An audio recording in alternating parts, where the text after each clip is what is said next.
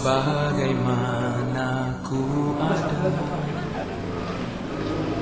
berdiri menghadap tatamu Bapa. Semua karena anugerah-Mu yang telah selamatkanku.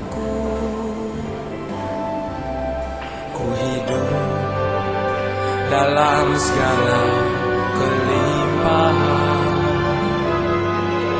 ku layak untuk melayani Tuhan.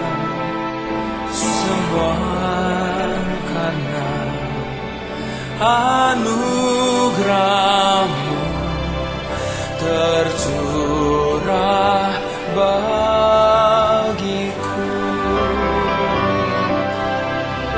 Besar anugerah-Mu,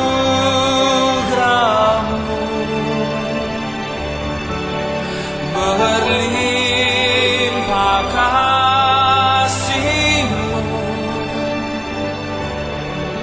semakin hari semakin bertambah besar anugerah-Mu.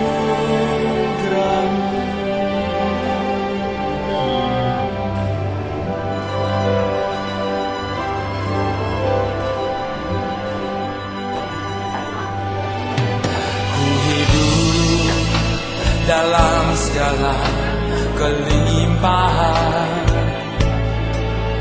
ku layak untuk melayani Tuhan. Semua karena anugerah-Mu tercurah bagiku. Besar anugerah-Mu, berlimpah kasih-Mu, semakin hari semakin bertambah besar anugerah-Mu.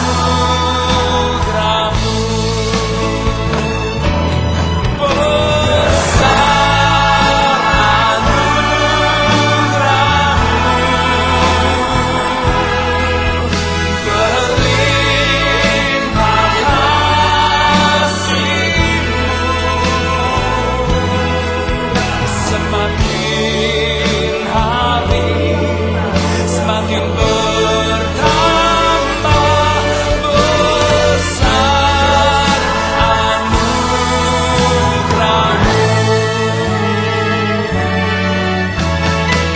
Hidupku ini hanya anugerah-Mu. Jangan pernah berhenti melimpahi aku dengan kebaikan, kasih dan rahmat-Mu, ya Tuhan.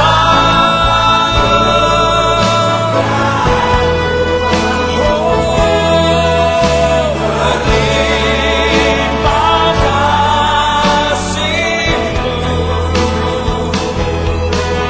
semakin hari semakin bertambah besar anugerah-Mu.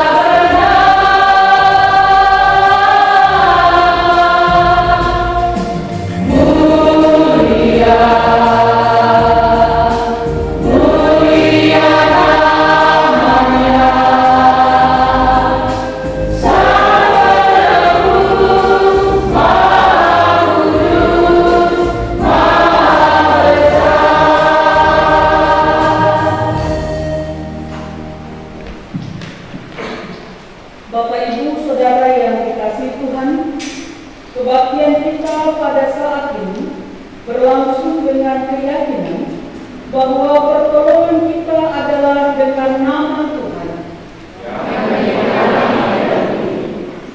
yang memelihara kesetiaannya sampai selama-lamanya.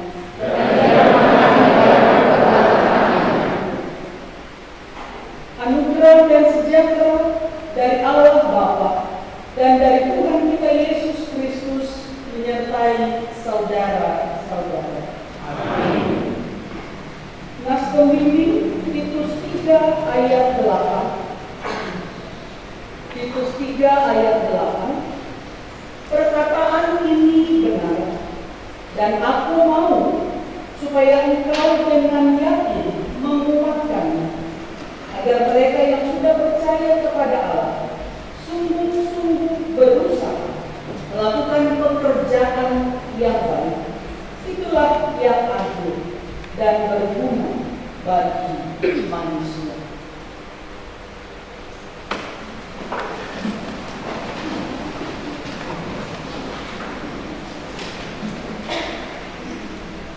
Kita menaikkan doa syukur. Mari berdoa. Ya Tuhan, pada pagi menjelang siang hari ini, kami menaikkan syukur kami kepada-Mu. Terima kasih untuk kebaikan Tuhan dalam perjalanan kehidupan kami. Terima kasih untuk kebaikan Tuhan dalam pelayanan yang sudah Tuhan percayakan kepada majelis jemaat dan pengawas perbendaharaan jemaat periode 2016-2020, semata-mata hanya karena pertolongan Tuhan kami tiba pada saat ini, sekaligus untuk peneguhan, pengakuan, dan pengawas perbendaharaan jemaat periode 2020-2024. Tuhan yang baik, kami sekalian yang bersama-sama berkumpul pada saat ini untuk beribadah, juga mendukung doa bagi lancarnya pelayanan di gereja Tuhan di tempat ini, datang memohon pertolongan-Mu dan mengakui bahwa pekerjaan tangan Tuhan itulah yang memampukan kami melakukan tugas pelayanan ini. Ibadah kami dari awal sampai dengan akhir, kami menyerahkannya hanya kepada Tuhan kami, Yesus Kristus. Amin.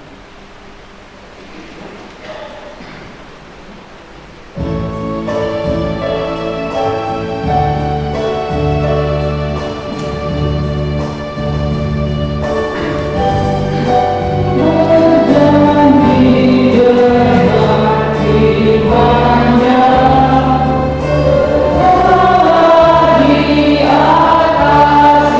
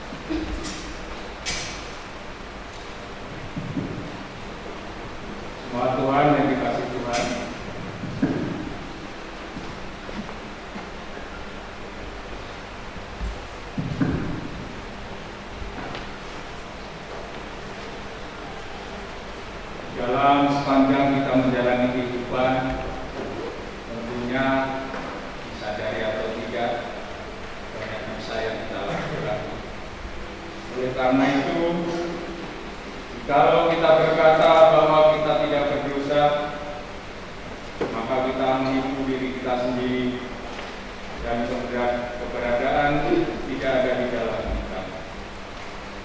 Jika kita mengaku dosa kita, maka Ia adalah setia dan adil, sehingga Ia akan mengampuni segala dosa kita dan menyucikan kita dari segala kejahatan. Jika kita berkata bahwa kita tidak ada berbuat dosa, maka kita membuat Dia menjadi berdusta dan firman-Nya tidak ada di dalam kita. 1 Yohanes pasal 1 ayat 8 dan 10. Oleh karena itu, setelah kita mengaku dosa kita di hadirat Allah secara bersama-sama dan diawali dengan doa secara pribadi dalam saat itu kita mulai.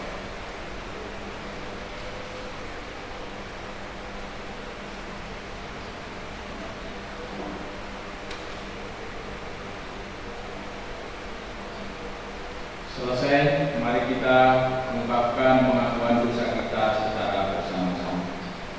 Ya Tuhan, kami telah berbuat dosa kepadamu. Kami telah berdosa terhadap sesama kami dalam pikiran, perkataan, dan perbuatan. Telah kami menimbang dari jalan kebenaran. Ampunilah dosa kami yang besar. Kasihilah kami ya Tuhan. Kasihilah kami ya Yesus. Kasihilah kami ya Tuhan. Amin. Kita sambut dengan kita.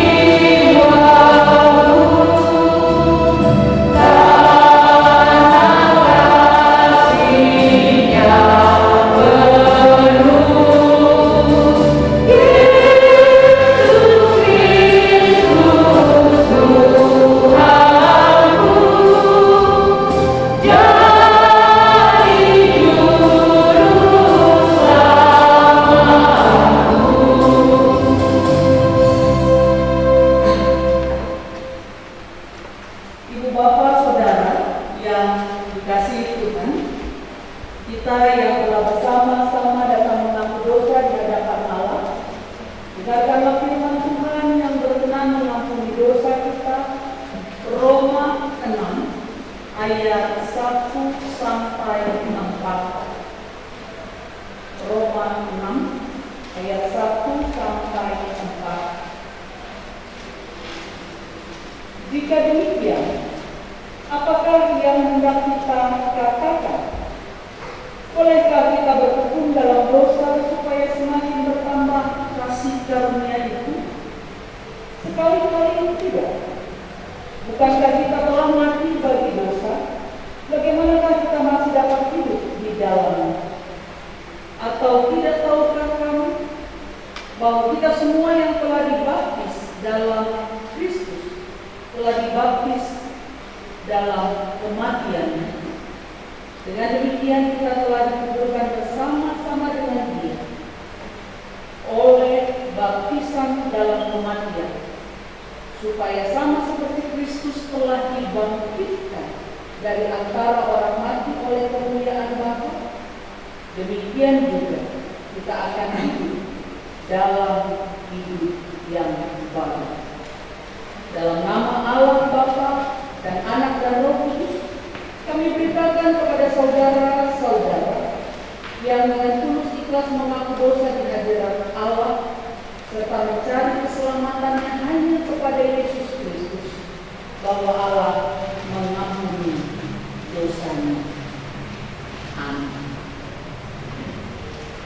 Bapak Saudara, kita akan membaca dan merenungkan firman Tuhan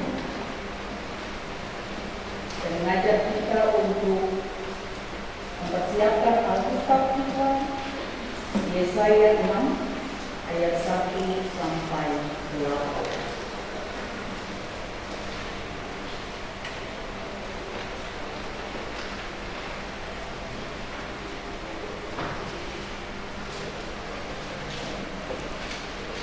Yesaya 6 ayat 1 sampai 8. Sebelumnya, mari kita berdoa.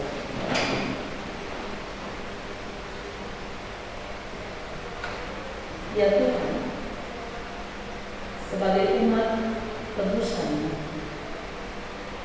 kami harus dengar kebenaran dan melakukan kehendak-Mu. Bapa, Engkau memberkati kami ketika kami akan membaca dan merenungkan firman-Mu sehingga kami dikuatkan. Kami semakin diteguhkan untuk terus hidup di dalam kebenaran firman-Mu. Mampukan kami, Bapa, kami melangkah dalam hidup ini dengan bercermin pada kebenaran firman-Mu. Di dalam Yesus kami berdoa. Amin. Yesaya 6 ayat 1 sampai 8. Di bawah judul Yesaya panggilan Allah. Perikop ini kita baca secara bergantian.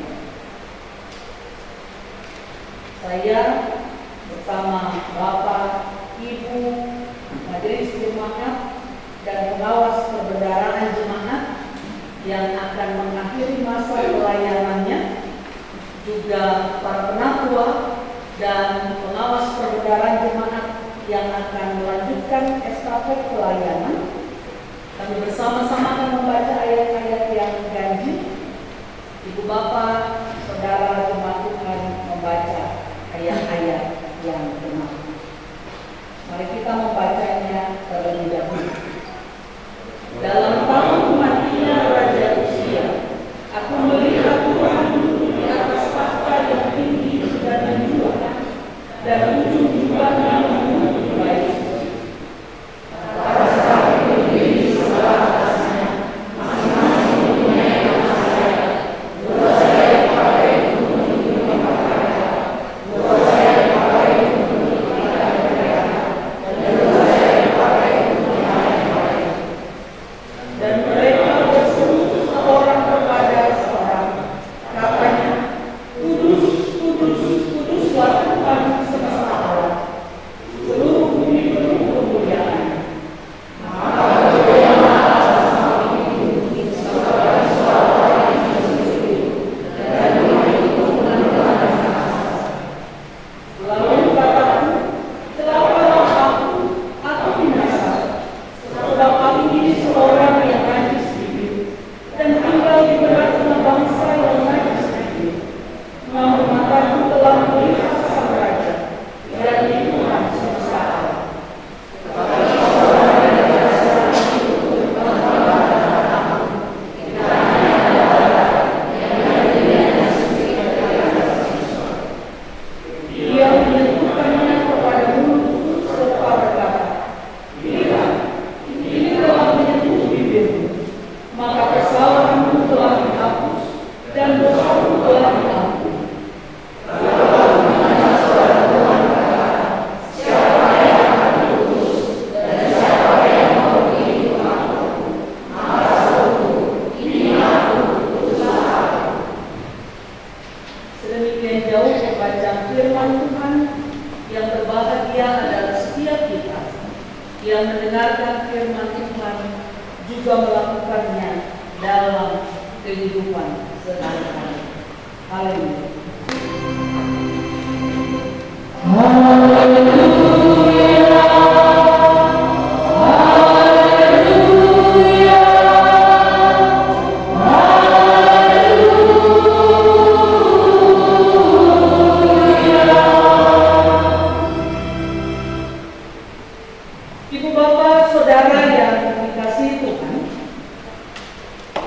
bersyukur kepada Tuhan karena pada saat ini kita tiba pada akhir masa pelayanan majelis jemaat dan pengawas perbendaharaan jemaat periode 2016-2020 dan awal masa pelayanan majelis jemaat yang akan disebut sebagai penatua dan pengawas perbendaharaan jemaat periode 2020-2024. Sungguh yang kita rasakan bersama adalah bahwa pimpinan Tuhan sudah memberkati gerejanya dalam melaksanakan tugas pelayanan yang ada 4 tahun terakhir secara khusus. Perjalanan pelayanan yang tidak mudah untuk dilakukan karena di dalamnya ada begitu banyak tantangan, di dalamnya butuh kerja keras dan semangat. Ada banyak dinamika yang terjadi naik turun. Tapi dia sang kepala gereja menolong gerejanya melakukan tugas pelayanan yang ada. Dan sebagai umat yang tidak sempurna,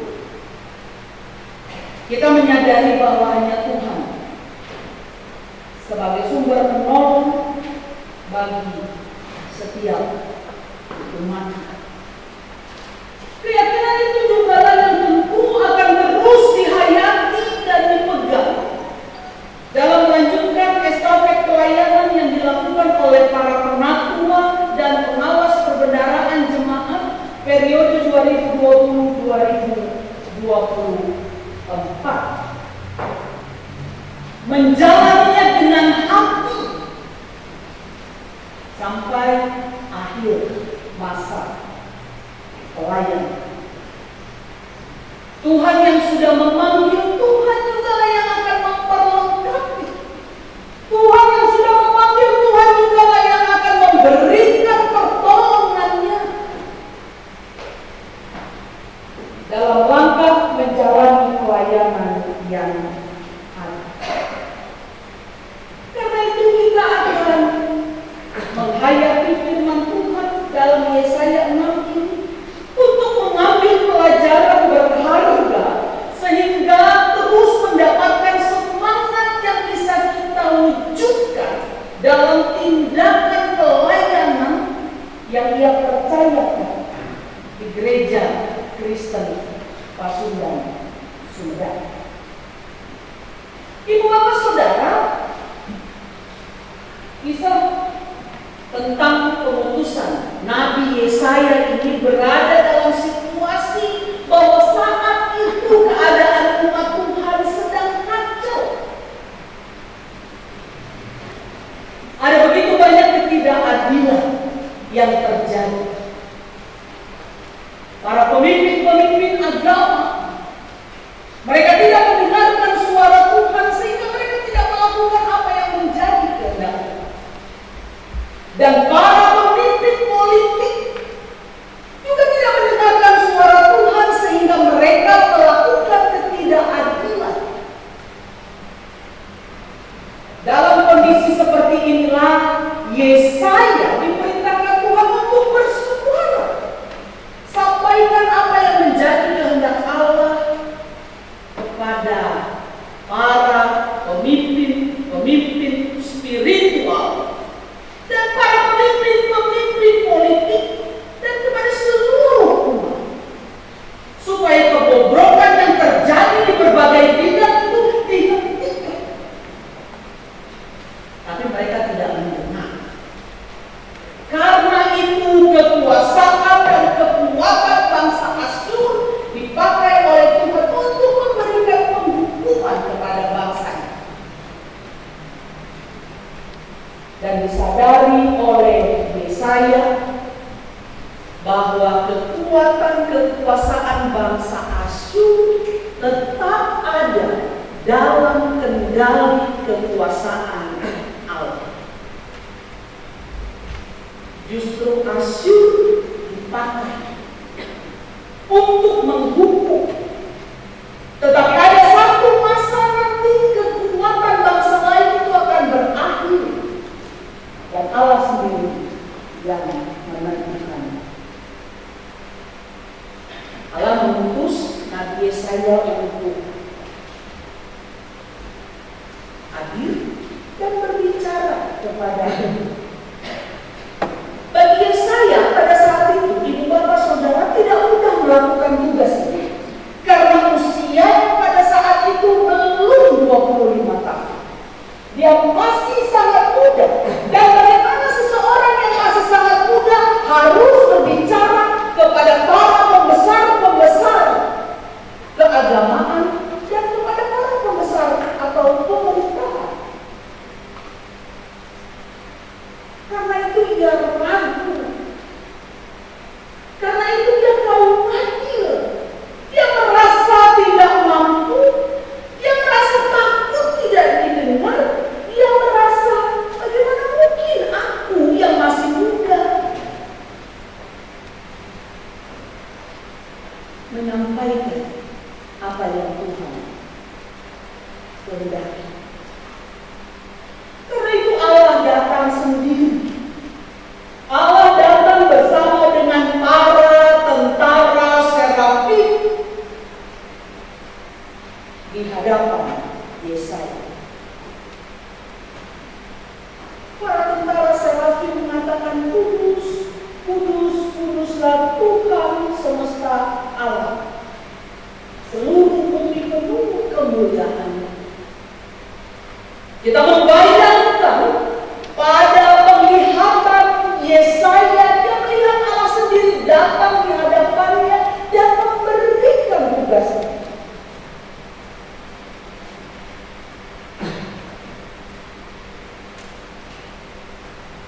Yesaya yang ragu, Yesaya yang menyadari dia tidak mampu, Yesaya yang menyadari usianya masih sangat belia. Lalu dia katakan kepada Tuhan bahwa dirinya najis bibir dan tinggal di antara umat yang najis bibir. Najis bibir berarti haram bibir, kotor bibir, yang artinya menyadari akan ucapannya, bahwa ucapannya juga penuh dengan kesalahan, penuh dengan kekurangan. Apakah mungkin dalam keadaan yang seperti itu Allah memakai mulutnya, bibirnya untuk berbicara kepada umat? Lalu kemudian serafim terbang dan membawa bara atau bara pija, sejenis arang yang dicapit lalu disentuhkan kepada bibir Yesaya. Maka kesalahanmu telah dihapus dan dosamu telah diampuni.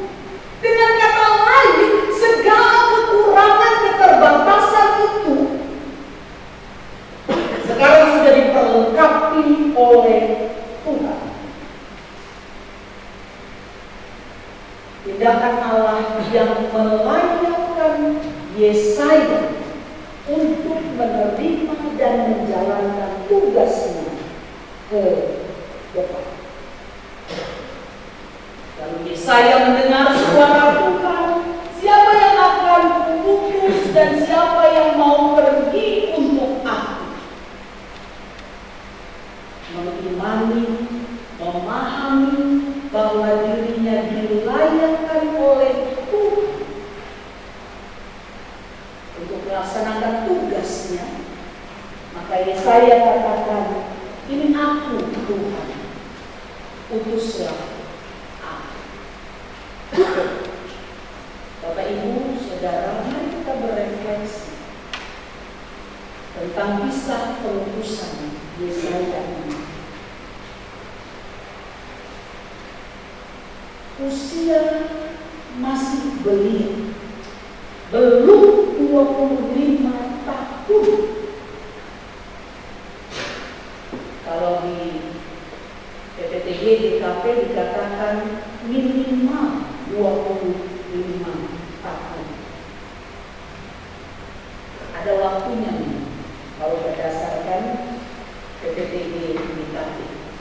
Kita membayangkan kalau usia lulus SMA 18 tahun, kuliah S1 4 tahun, 22 tahun. Kalau dia langsung bekerja, ada masa 3 tahun untuk bekerja. Jadi memang masih sangat muda. Tapi ketika kita melihat pengutusan Allah kepada Nabi Yesaya, ternyata pelayan itu tidak menunggu waktunya tiba.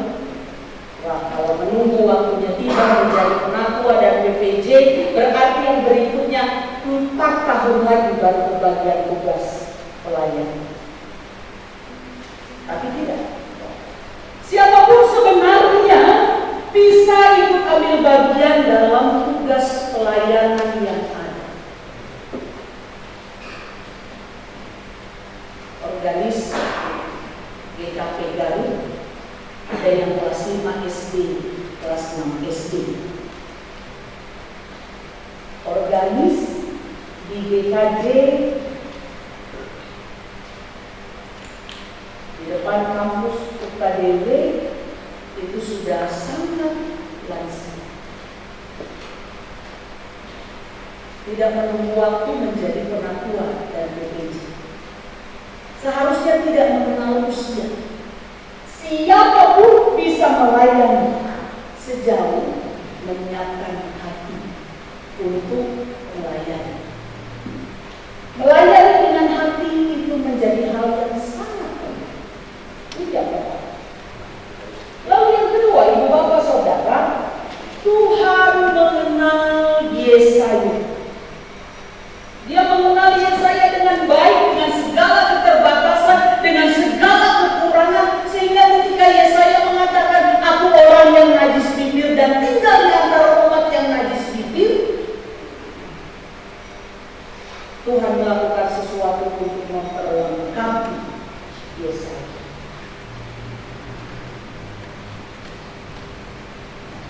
Seorang suami pasti mengenal istrinya. Masakannya enak betul. Tapi suatu saat dia berada pada titik, kenapa sih istriku kok begini? Sudah berubah sekarang. Atau sebaliknya, istri begitu mengenal suaminya, tapi satu saat dia menjadi geleng-geleng kepala. Apa yang terjadi pada suamiku sehingga dia berubah? Atau sebagai orang tua mengenal anak, tapi ketika anak menempuh pendidikan jauh dari orang tua, lalu menjalani hidup berkeluarga juga jauh dari orang tua, tapi ada satu masa di mana orang tua mengatakan, kenapa dia berubah? Saya bingung kenapa dia berubah. Kadang kita yang mengaku mengenal anggota keluarga kita pun akan berada pada satu titik, sepertinya aku tidak mengenal anggota keluarga dengan perubahan yang ada. Tapi tidak dengan Tuhan. Kita berubah menjadi lebih baik, dia kenal betul siapa. Atau kita berubah menjadi semakin tersesat, dia kenal betul siapa. Sehingga apa yang Allah lakukan bagi kehidupan kita untuk membentuk kita, itu berasal dari pengenalan yang tidak mungkin salah terhadap diri kita masing-masing. Tidak ada yang sempurna, tapi Dia yang mengenal kita, yang akan memperlengkapi setiap kita. dalam melaksanakan tugas pelayan tanpa terkecuali para penatua dan pengawas perbendaharaan jemaat yang akan melanjutkan tugas estafet pelayan. Yakinlah Allah melimpahkan kemampuan, yakinlah Allah memberikan kekuatan untuk menjalankan tugas pelayanan walaupun dari saat itu kita belum tahu gimana.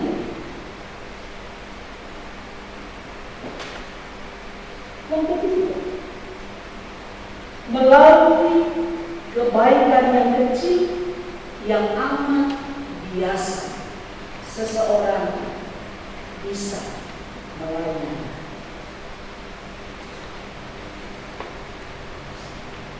Sesuatu yang sederhana, sesuatu yang bisa, yang biasa, rasanya dapat dilakukan oleh semua orang. Berarti tidak ada yang tidak bisa. Karena hal-hal yang kecil, hal-hal yang sederhana yang kita lakukan, itu adalah melayani. Hal-hal yang biasa bisa menjadi istimewa. Hal-hal yang sederhana bisa menjadi luar biasa. Menghormati kesempatan yang diberikan oleh Tuhan walaupun kita bukan siapa-siapa. Sekalipun tugas yang dipercayakan amat sederhana, namun bila dilakukan dengan mengikut sertakan Tuhan, tulus dan sekali lagi siap melayani dengan hati, kita tahu kita dimampukan untuk itu.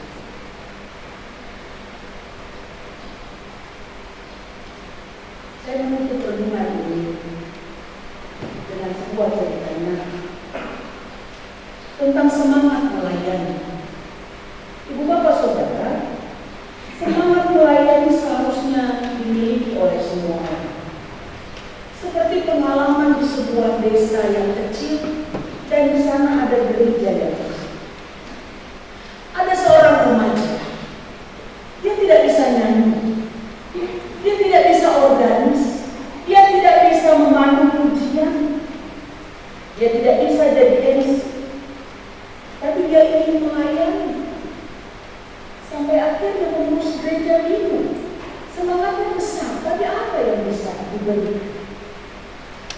Akhirnya remaja ini diberikan tugas pelayanan, mengantarkan dan membagikan undangan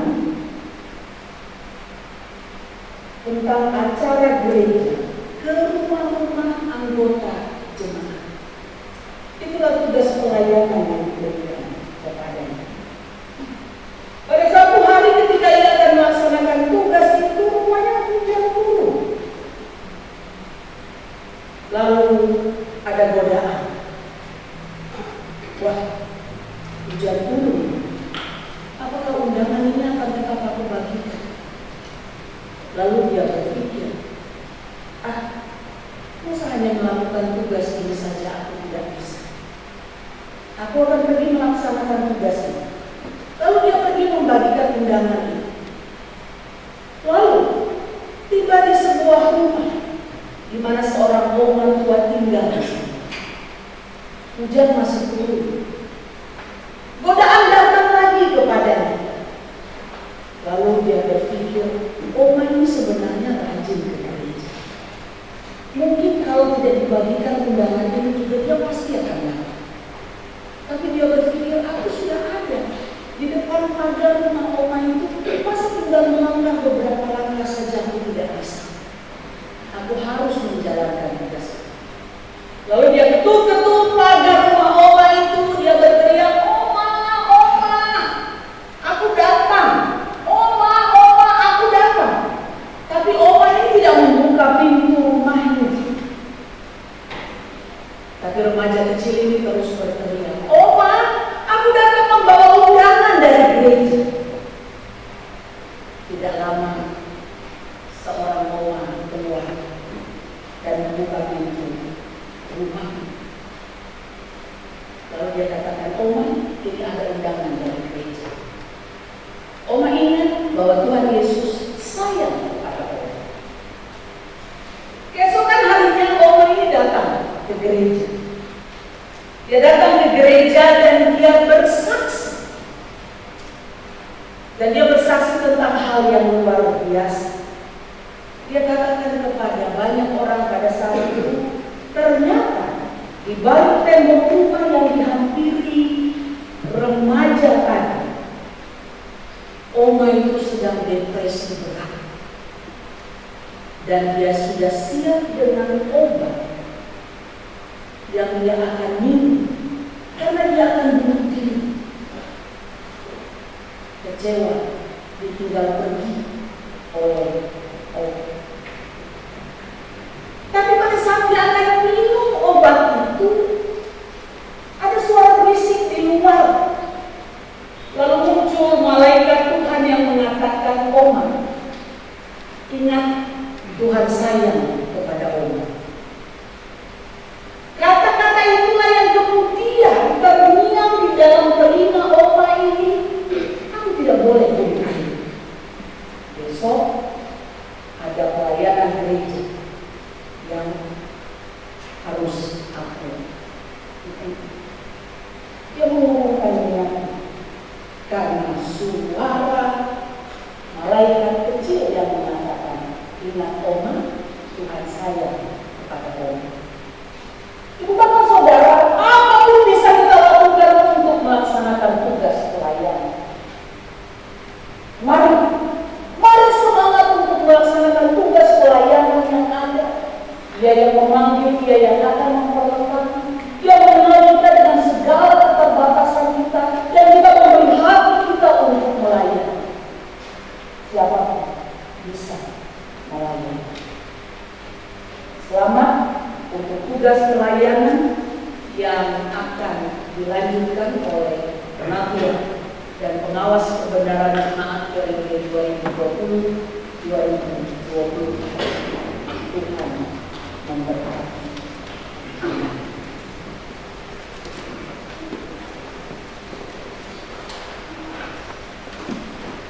Kaum pria secara virtual.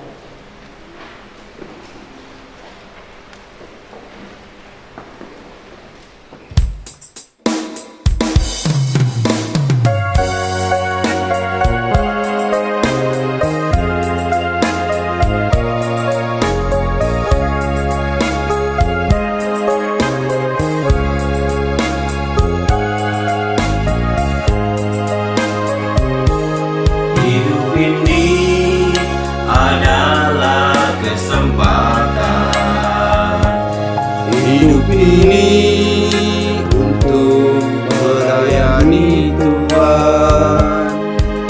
Jangan sia-siakan waktu yang Tuhan beri. Hidup ini hanya sementara.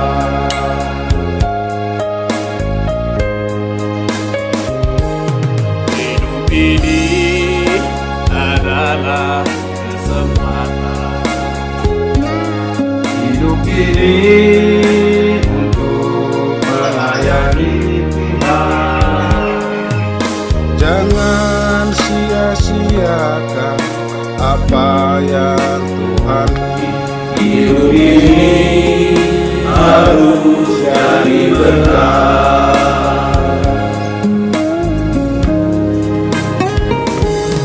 Oh Tuhan, pakailah hidupku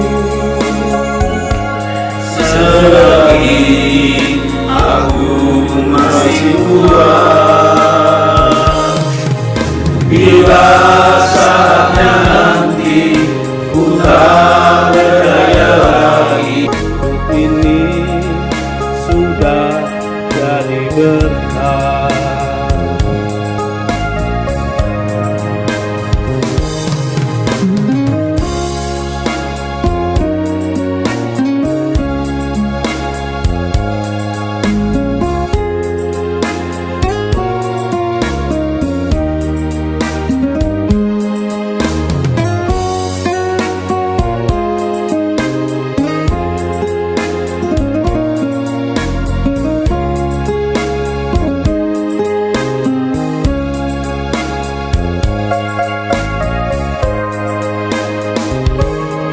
Hidup ini adalah kesempatan. Hidup ini untuk melayani Tuhan. Jangan sia-siakan apa yang Tuhan beri. Hidup ini harus jadi berkah.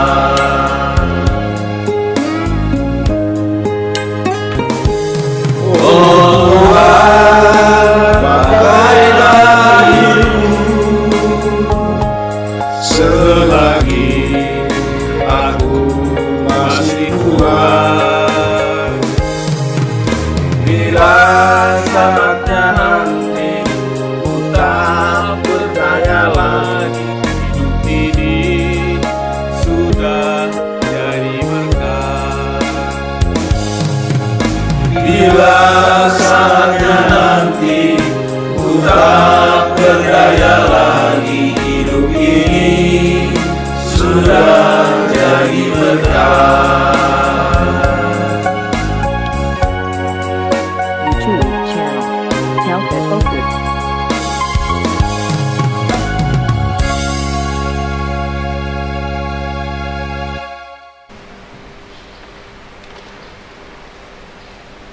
Ibu Bapak, saudara yang dikasihi Tuhan, kita akan masuk pada kata kebaktian penubuhan anak tua dan pengawas perbendaharaan jemaat.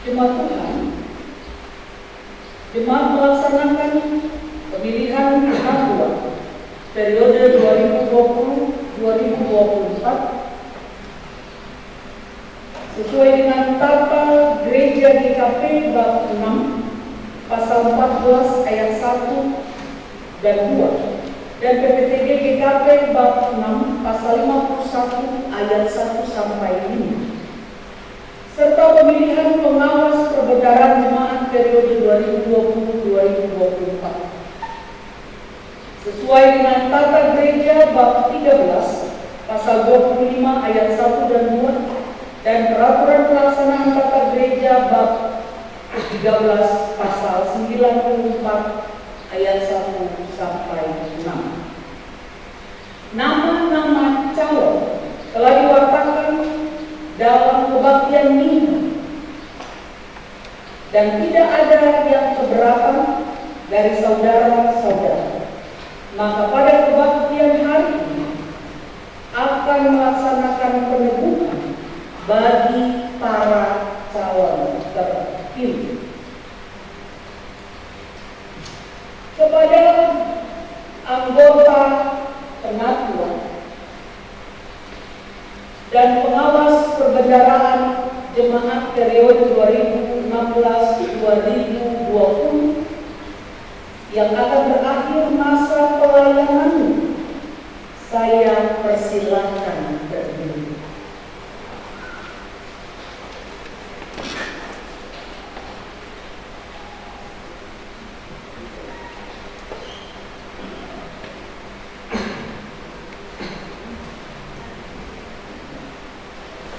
Penatua periode 2016-2020, saya sebagai pendeta Gereja Kristen Pasundan atas nama gereja dan jemaat Tuhan mengucapkan terima kasih atas pelayanan, kepemimpinan, pembinaan, dan penggembalaan terhadap jemaat Tuhan ini dan atas kerjasama dan saling pengertian yang telah kita bina bersama. Pengawas perbendaharaan jemaat periode 2016-2020, saya sebagai pendeta Gereja Kristen Pasundan dan atas nama gereja dan jemaat Tuhan mengucapkan terima kasih atas penyelenggaraan tugas dan tanggung jawab saudara-saudara memeriksa, dan membantu penafsiran dalam rangka menata pengelolaan keuangan dan harta milik GKP yang berada dalam pengelolaan jemaat. Saudara-saudara, penatua dan pengawas perbendaharaan jemaat telah melaksanakan panggilan Tuhan dengan tekun, sabar, setia, dan dengan sepenuh tenaga, waktu, dan pikiran yang dilakukan dengan penuh pengabdian.